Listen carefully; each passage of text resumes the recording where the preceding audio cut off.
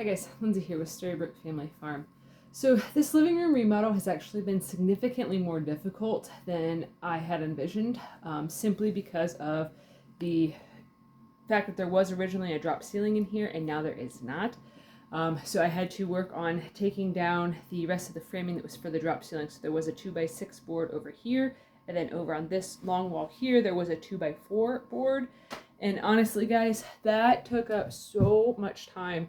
The 2x4, to remove it, it took me almost 3 hours. Like, it was intense. And the reason for that is because it actually was held in with like 4-inch long framing nails that also had like the ridges on, so that way the nails cannot be pulled back out very well.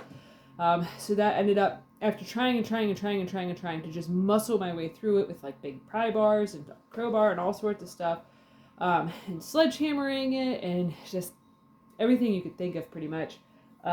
I resorted to having to use the Sawzall to then cut in between like the studs, so then that way I had a little bit of leverage that I could use, and then instead of it being a 16-foot long board that was nailed in every 16 inches at each stud, it was just basically a 16-inch board that was nailed in one spot that then I could try to pry off. But I had really hoped that we'd be able to salvage the 2x4, because I mean a 16-foot 2x4 can come in very handy on a homestead, even just doing a renovation project. But honestly guys, the only way I could get it off was to cut it really small, and then the majority of the wood actually just splintered out because of how much effort and strength and just force there was that had to be happening on it to get it to pop off. So I ended up having to change the method of doing it to get the 2x6 that was on that wall over there down, because there was multiple spots of the 2x6 were actually held in with 2 to 3 nails of them same type nails, and like it was brutal. I ended up having to use my multi-tool, which if you don't know what a multi-tool is, this is a multi-tool. You can put like wood blades on it, metal blades on it, and stuff. My dad had actually suggested that I get another type of crowbar type thing that's called a cat's paw, that I could use that to try to pry the nails out. So I got one of them, and I tried to use one of them, and the nails still would not budge. And he also suggested that I put a metal cutting blade on my multi-tool to just try to cut the heads of the nails off. Well, multi-tool blades are extremely expensive, and to attempt to cut off the head of one nail, it went through one blade. And I'm like, yeah, this is not going to work, because it ate the blade and it didn't even cut the head of the nail off all the way. Like, it just went and pretty much took all the teeth off of the blade. So that was pretty much a booger. So what I ended up having to do was I did just like I did with the 2x4s. I cut in between the joists, or in between the studs and stuff, so that way it was just one section of nails that were holding the board on. And then I used the multi-tool to cut around one of the nails to cut a small block of wood out, so then I could use my crowbar then to pry off that little chunk of wood, so then the rest of it was only held up with the 1 to 2 higher nails up, so then I could pry it and use leverage. And oh my god, it was so awful. It was really, really, really difficult. It about took everything I had in my tank out of me and stuff, and it was rough. And then when we were behind the wood stove back up in here, the ladder couldn't fit on this side over here, so I actually had to get a chair and then put a cinder block on top of a chair, so then I would be kind of sort of tall enough to be able to pry it. And like, I would have had Willie get up there because he is a couple inches taller than me, but like, he wouldn't have fit. Like, Tracy was even like, well, I could try and help, get back there, because I have a lot of problems with my shoulders, and they've been quite sore for a while now. And so she's like, I could probably try to help. And I'm like, you're shorter than I am. Like, we'd need 2 cinder blocks, and then you wouldn't be able to get up there. So it was a very difficult project to do. And then yesterday, after we got all that done, and I about died of inhaling so much dust and everything, then we took the TV off of this wall here so I could work on removing the 2x6 there. So months and months and months ago is when I actually started working on redoing the electrical in this house. It was actually like right when we first bought the place, because there was some stuff. There was a pretty big safety hazard right off the rip that had to be addressed immediately. So while Tracy was replumbing the house, I was working on starting to rewire the house. So when we had done all that, there was a wire that went like through the ceiling here and then over here to the light and stuff like that. I disconnected it. Okay, so that wire has been dead for a while. And then a couple of weeks ago, Tracy was like, why don't we just cut that thing? Because it was hanging down a couple feet and stuff, but we had originally had like a dog cage over here. There was stuff in the way. This room has been for storage. Pretty much all the house has been for storage because we have not unpacked stuff, even though we've been here for almost a year. It's just been one project after another, so it's easier to rearrange the house if everything's still in boxes instead of having things unpacked and picking things up.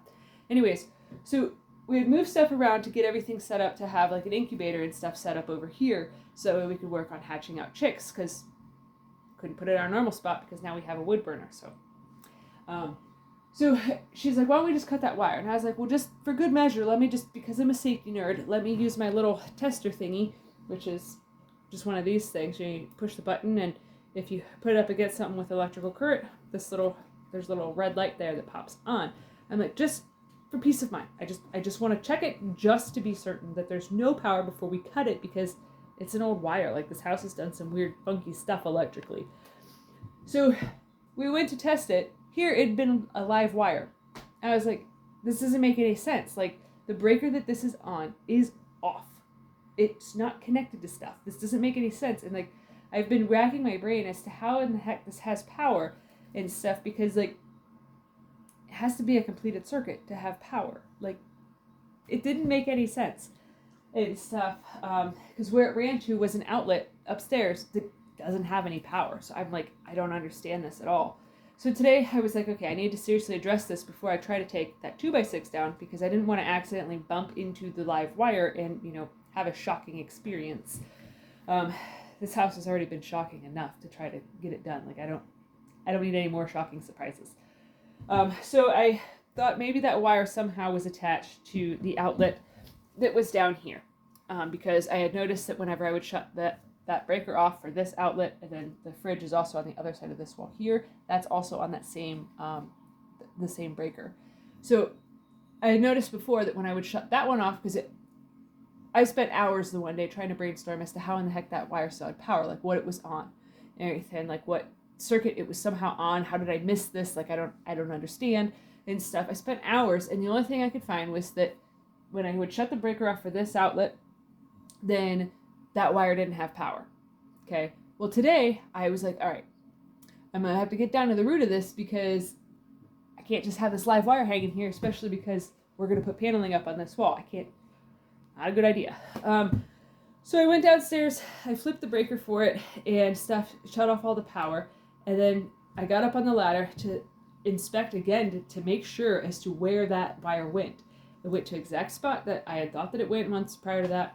And everything. I'm like, well, that's just weird. Like, I don't understand. So I went upstairs, I checked the outlet to make sure there was no power. So then I pulled the outlet when it didn't have power and seeing that it was serving as a junction, that it also went upstairs. And I'm like, okay, now this really, really doesn't make any sense because there's no wires that went down to the basement, which is where the fuse panel is and stuff. Well, breaker box, not a fuse panel. You guys know. So I'm like, none of this makes a lick of sense. And then it dawned on me while I was upstairs, like, wrapping the wires and stuff, disconnecting them, quadruple checking that they didn't have power, that somehow they didn't suddenly become electrified again.